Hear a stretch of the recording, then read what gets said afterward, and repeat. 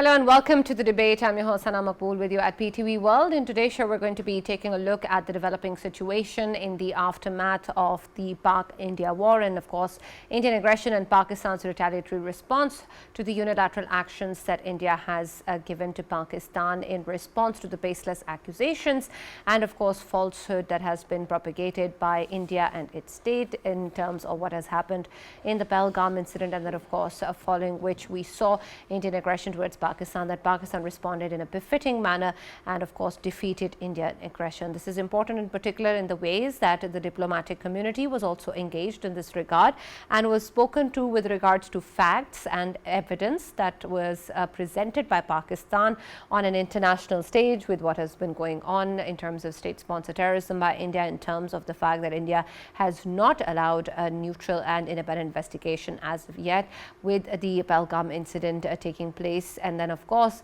in the ways that we saw that facts were presented by Pakistan to the national and international media by taking them to those locations that India claims to be terrorist hideouts. And then, of course, in the ways we saw different international partners make the effort of mediation, particularly the US, of course, and others who all talked about Pakistan and, of course, called for de-escalation and not one in terms of any support to be given to India for its baseless claims. While this has, of course, happened and the ceasefire has been agreed, there is a lot of concern with regards to the kind of messaging that is still coming out from India. And we saw that the Indian Prime Minister Narendra Modi has also given baseless accusations and falsehood once again in his speech after the conflict, where he still talked about the terrorist hideouts, which of course are nowhere to be seen, and also blamed Pakistan for nuclear blackmail, quote unquote. And this is, of course, very important in the ways that this posture is now being presented and put forward in light of Indian defeat, and of course in what we have seen the role that the US played in the mediation of this particular issue. We're now, of course, going to be taking a look at what this means and what is the way forward. The Foreign Office, of course, has rejected these baseless accusations, called once again for an independent investigation into Pahalgam, and then, of course, with reference to the IWT and Indian illegally occupied Jammu and Kashmir, called upon the international community to make sure that India is held accountable and that there are no violations of the UN Security Council resolutions. But that is, of course, something that remains to be seen as the situation unfolds and will be the focus of our show today. For this and more, as always, in the studios, I've been joined by senior analyst Farrukh Pitafi and Faisal, and we've also been joined online by former Mr. Asif Durrani. Thank you very much, Ambassador, for joining us and being a part of the discussion. And I'll start with you with your take on how you see the current geopolitical stance of Pakistan in light of the victory that we have just achieved against India, and in the way that the international community is currently taking a look at the information that is coming out from both India and Pakistan, with, of course, Pakistan presenting the facts and the Indian Prime Minister moving ahead again with baseless accusations. Thank you very much for having me. I think India committed a very big blunder, and now they are facing the music internationally as well as domestically. Prime Minister Modi's address yesterday was somehow, in fact, and his body chemistry showed the embarrassment he faced. He faced off his misadventure against Pakistan. And more importantly, by ignoring Pakistan's offer of neutral investigation, India actually shot in the feet. Because Pakistan also played a very big big gamble by offering neutral investigations. And this, in fact, registered well with the international community, which also showed Pakistan's innocence as well as credibility that it means business. But India thought that perhaps they can hijack the agenda and then they can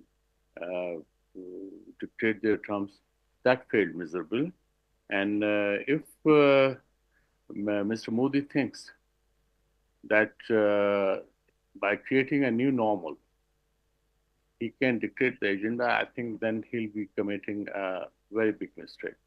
And that he should be reminded every now and then that India is a member of South Asian community, and it should remain like that. it will have to shun its hegemonic designs. It cannot dominate because this is not the age of dominance, and no one is going to accept the dominance. Forget about Pakistan.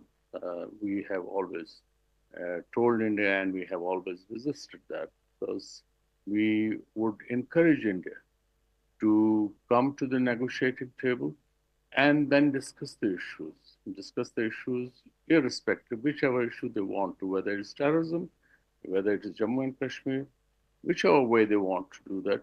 Pakistan has nothing to hide, or Pakistan does not shy of discussing these issues. We, in fact, have always pleaded for and we have advocated for composite dialogue between the two countries, which has been discontinued ever since Mr. Modi has come to power. Yes. Absolutely. Farrukh, with reference to where we stand today, where do you think Pakistan's geopolitical stance is post this particular conflict? Thank you very much, Sana. This is for the first time I'm appearing after the exchange and then after ceasefire. So I hope you will allow me to thank so many people who have contributed to this peaceful day. First of all, I want to start with a spiritual note, and somebody called Papa Americano, that is the American Pope Leo XIV.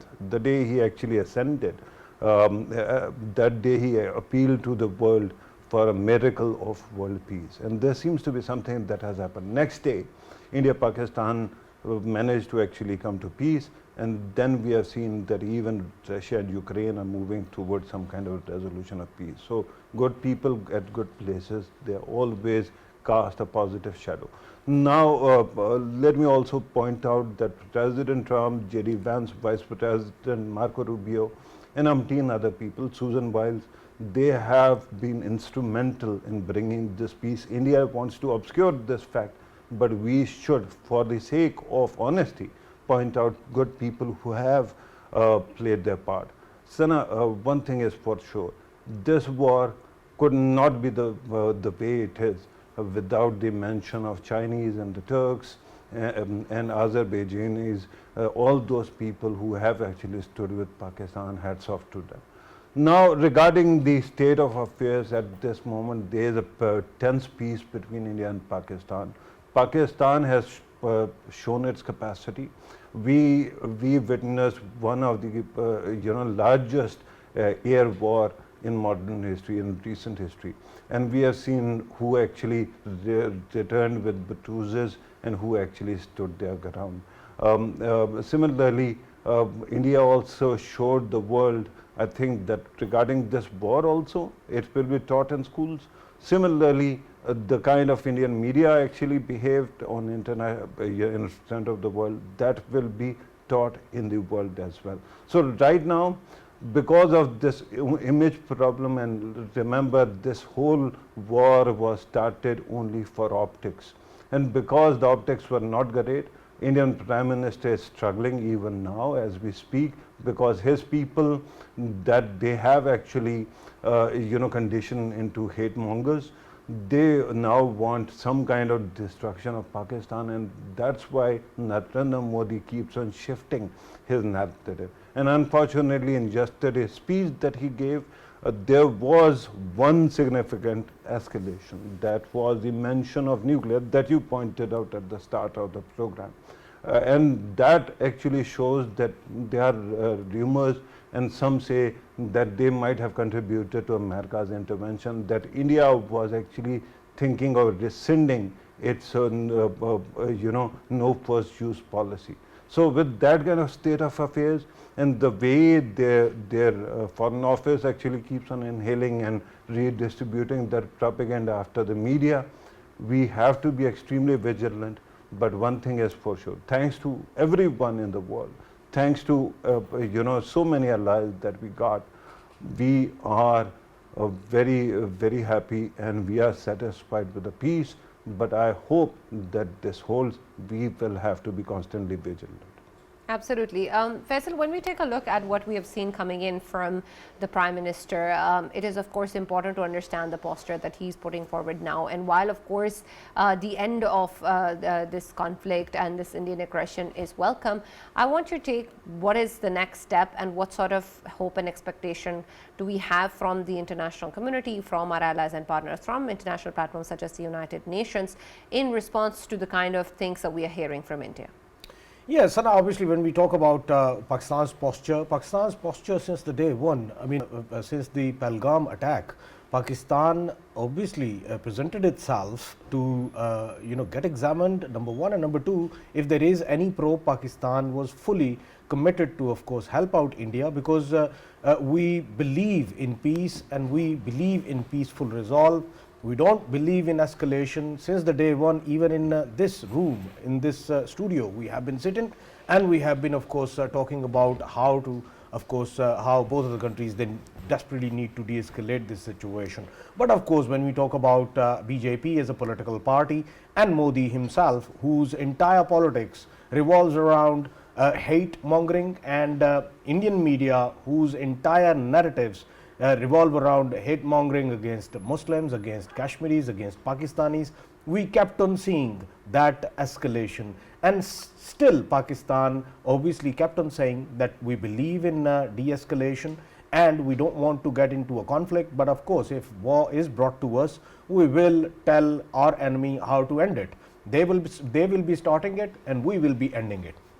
Now, looking at the current situation, of course, when it comes to diplomatic atmosphere, of course, Pakistan has placed itself in the region perfectly.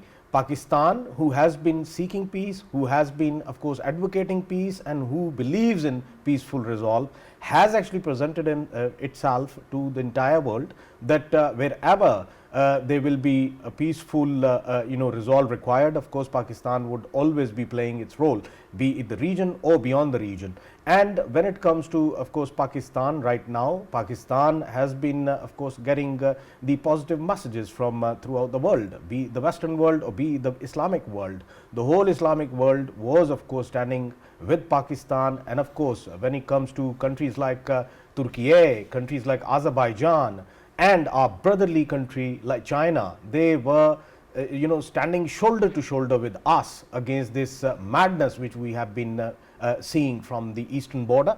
And overall, I think Pakistan has behaved very maturely in this whole equation. When it comes to India, I mean, India, though everyone expected that India is a bigger country in terms of numbers, in terms of troops, in terms of war machinery they have, and of course the population is known that they are the one of the mightiest countries in the world when it comes to population.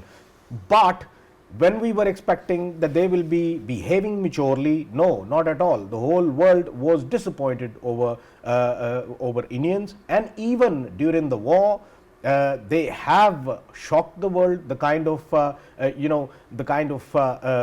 weapons they were using against Pakistan, and indiscriminate missiles they fired towards Pakistani civilians, and of course we know that they have killed more than 7 kids and overall 33 people, civilians from Pakistan side. They laid their lives just because of the madness of Modi, madness of BJP, and madness of India. And I think the whole world has, of course, accepted this narrative that Pakistan is the country that needs, of course, that stands for the peace, that advocates for the peace. But when it comes to India itself, India is a warmonger, and India believes in violence. And that is why they were the ones who actually, it was an act of war which was played by Modi against Pakistan. What Pakistan did, Pakistan just reciprocated, Pakistan just retaliated, and that retaliation was, of course, very calculated one, and it was much needed for a region like Pakistan and India. Reason being, we know in past India has been hegemonic towards all of its smaller neighbors, and when it came towards Pakistan and wanted to be a hegemon towards Pakistan as well, of course Pakistan gave a befitting reply. On social media, everywhere we have been seeing posts come in from Sri Lanka, Bangladesh, Myanmar, then Nepal, then Bhutan, everywhere. What they were talking about? They were talking about only one thing, that India is the aggressor and Pakistan is the one that is actually behaving maturely, and they were seeking that Pakistan should Pakistan should fix India to an extent that it can never ever challenge the smaller neighbors.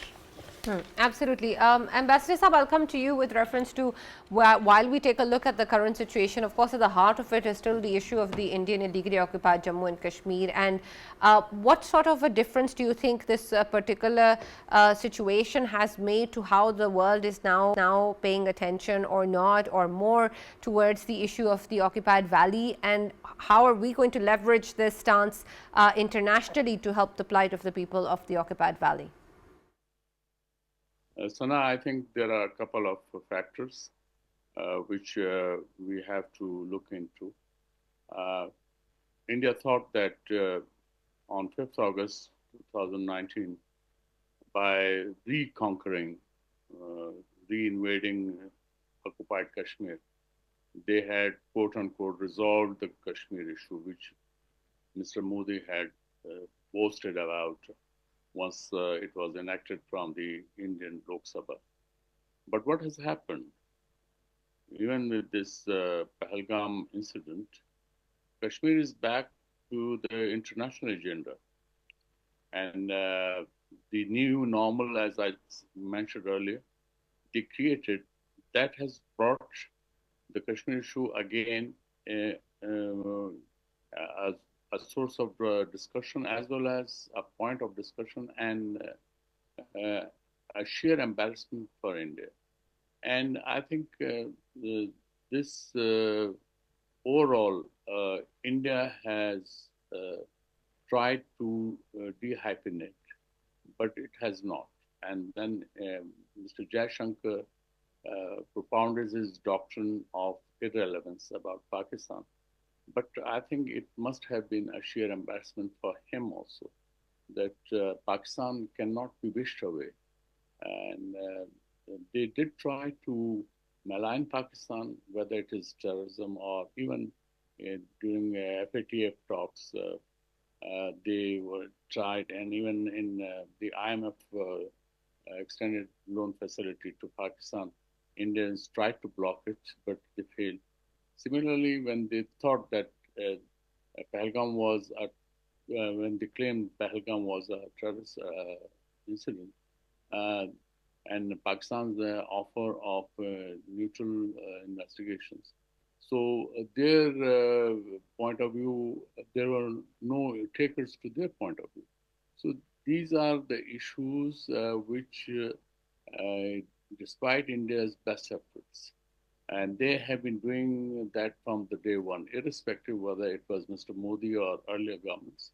The terrorism bogey they were, in fact, pushing in the international agenda, but it could not win. It could not win the international support.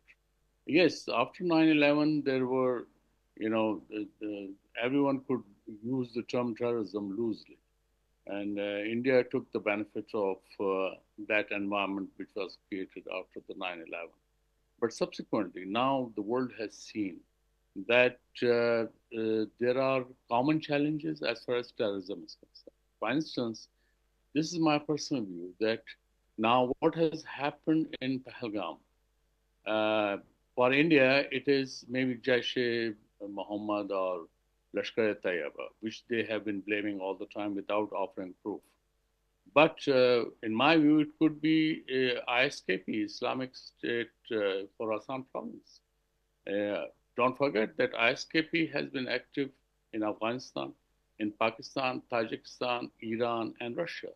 They, in fact, killed over 150 people in a Russian club in disco 2 years back. So India thinks that ISKP cannot reach out to India. So there's a need for the Indian leadership, irrespective who are the ruling, that they have to come to the negotiating table in order to address the menace of terrorism, which is haunting the entire region. Pakistan has been facing this ever since 9/11 onwards, and we have laid down over 80,000 sacrifices. Our people have died. We have borne the brunt of economic opportunities worth over $160 billion during the past 20 years, despite the fact that we are non-naturalized. Our business, our exports have not increased because doing business, the cost of business has become expensive because of the travel advisories issued by the Western countries. If India thinks that by this way they can pressurize Pakistan, or for that matter, they think that they can resolve the Kashmir dispute and they can force Pakistan to forget Kashmir, I think then they need to go back to the drawing board and they should relook their brief, which they have been holding for the past many decades. It is time for India to be realistic and should, in fact, be part of the good neighborly uh, cooperation which is expected of neighbors. And while in Pakistan, we have given them a befitting response on their blunder, on their attacks on our cities and killing innocent people. But we are not that happy. Reason is that it is disturbing the peace of the region. It will be the coming generation who would be suffering. And now the saner voices in India are also raising this issue that what have you achieved by attacking Pakistan's cities and killing innocent people? Indian media, as already has been mentioned earlier by worthy participants, Indian media, in fact, has lost its credibility. It was already low. It was already at the lowest point. But during the past 4 days of exchanges between India and Pakistan, the way, the manner Indian media behaved actually made them a laughing stock. And I'm so proud that our media behaved so maturely that they have established their credibility. Whatever they were reporting has been accepted. And same is true about our officials who were explaining about different operations, our officials of the ISPR, the Air Force and Navy. And therefore, when internationally the comparisons have been drawn between Pakistan's ISPR, Army, Air Force, and Navy officials and the Indian counterparts, while they were absolutely non-committal, they would not respond to the queries, and our officials were quite forthcoming, and which is why Pakistan's narrative has been accepted. And this is the victory. The victory of truth has prevailed. And therefore, I think we should celebrate that we were on the right path and we should continue the right path. Yes. Right. Thank you very much, Asif Durrani Sahab, for joining us and being a part of the discussion. And Farrukh, we've talked about the war of narrative before as well, and like the ambassador was saying, it's been very, very integral in the way forward. And of course, this is something that is also needed as we move forward. And we'll talk more about this after this short break.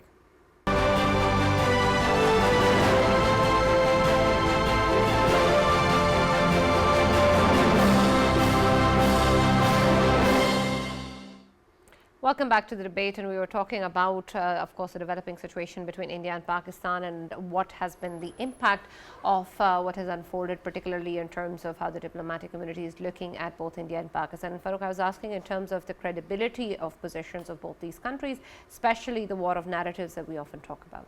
Right, Sana, thank you very much. If you were wondering about credibility, you can see or here American president saying exactly what we were saying, and you saw the reaction of the audience also. And they are all accomplished people, so you can tell who is actually telling the truth.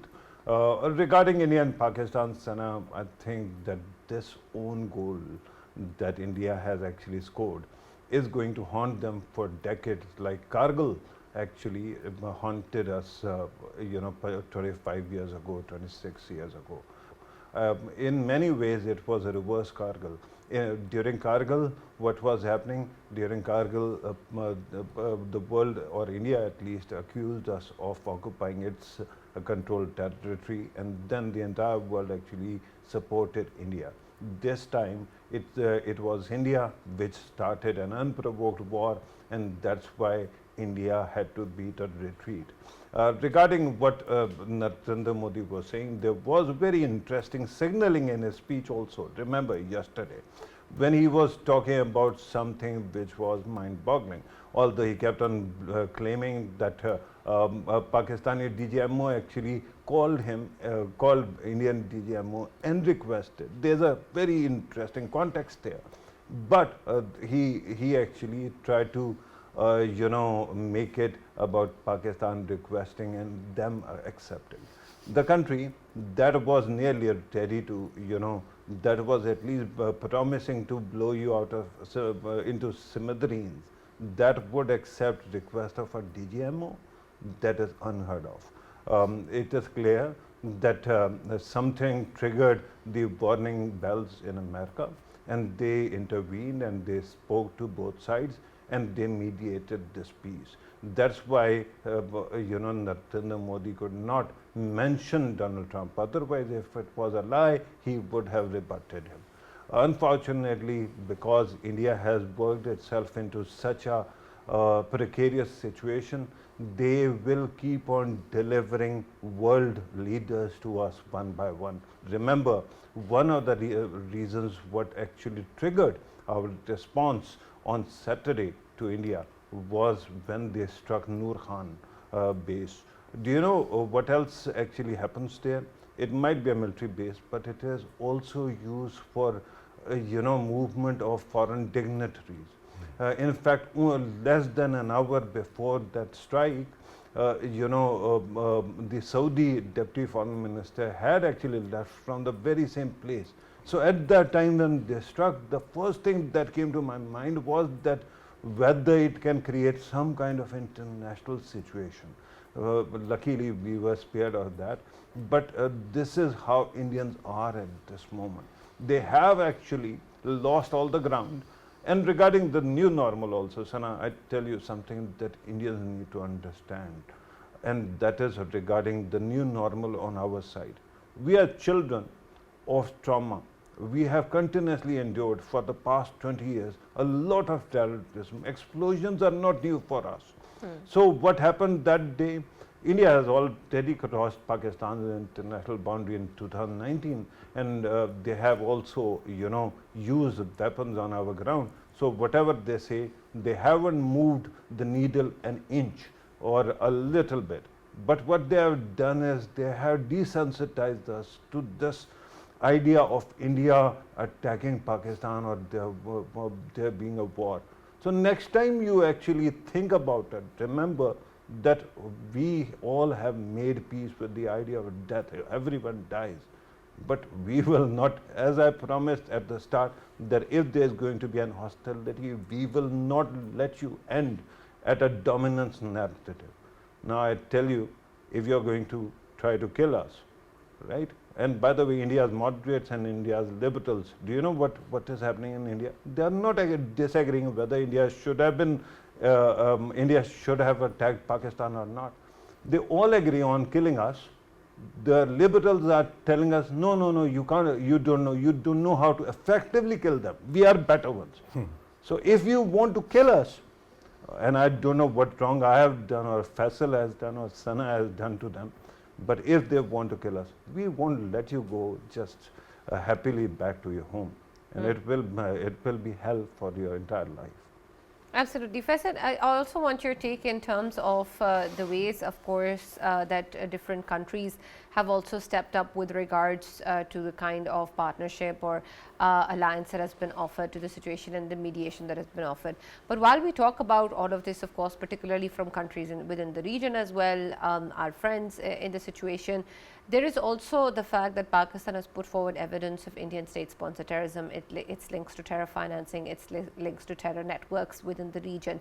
And so a lot of the issues with regards to credibility or misinformation or false reporting or false claims by India also adds to India being a rogue state or being a problem for the entire region and not just Pakistan.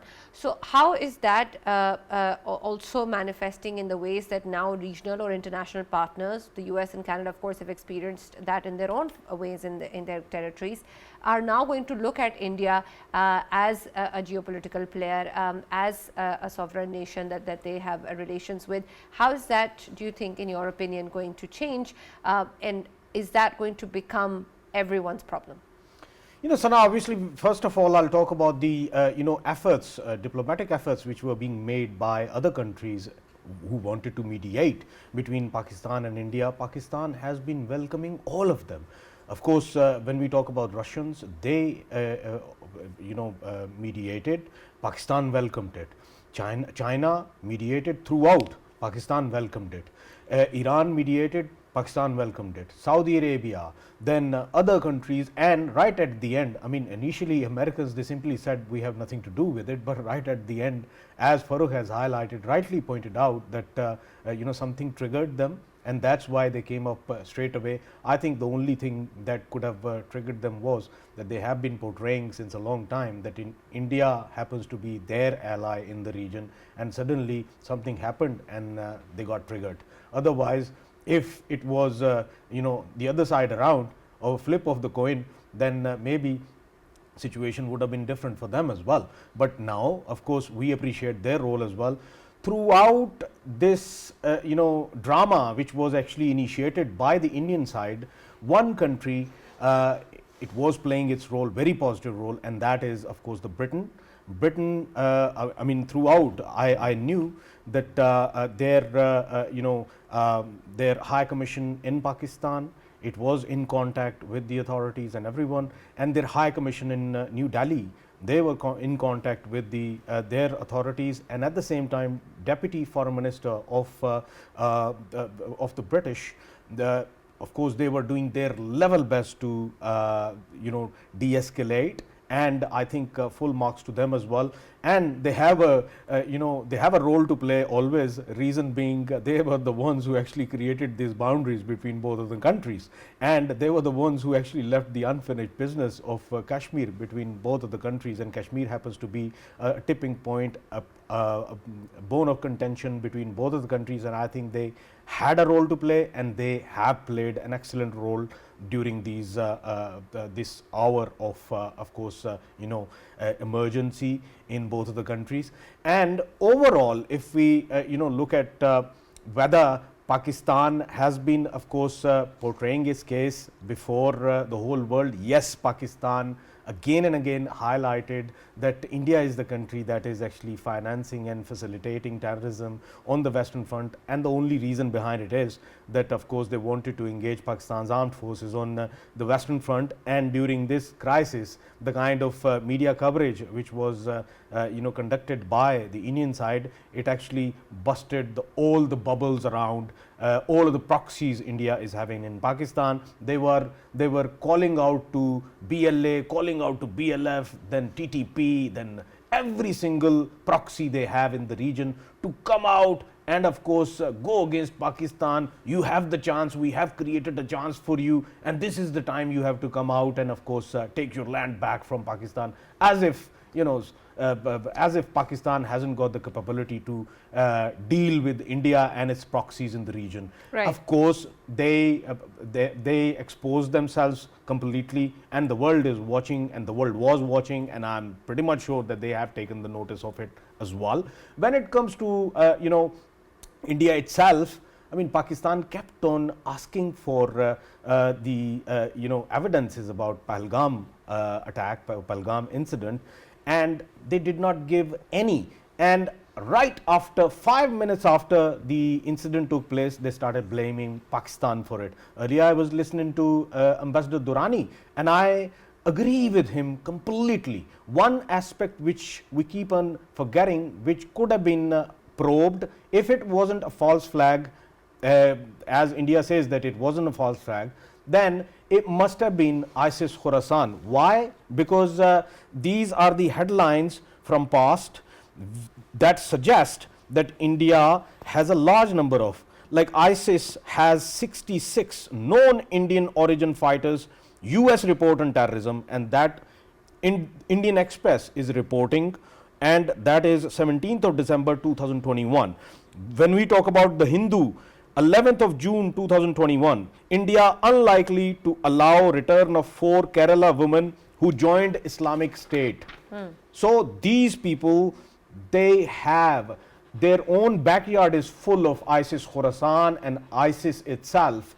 The members of ISIS and ISIS Khorasan, they are Indians. And there is another one. Is that 66 known commanders of ISIS Khorasan, they actually belong to Indian. They are Indian, and there are names given as well, like Sultan Aziz Azam, Molvi Rajab, then Molvi Habibur Rahman, then Dawood Ahmad Sufi. Then there are numerous names of Indians who are actually part of ISIS Khorasan. Who knows? These were the ISIS Khorasan people, the very ISIS Khorasan people. Indians are actually investing in Afghanistan to use them against Pakistan. And that's what happens when you keep on feeding and milk to the snake. That snake would actually bite you one day, and that's what has happened to India, and they needed to probe it. Without probing it, they simply said that, oh, we are going to wage a war, because after the war we will be getting into an election in Bihar, and we want to win that election. Well, there you go, now win the election. Right. Thank you very much, Faisal, and thank you, Farrukh, for joining us in the debate. As always, time for. We'll now see you tomorrow.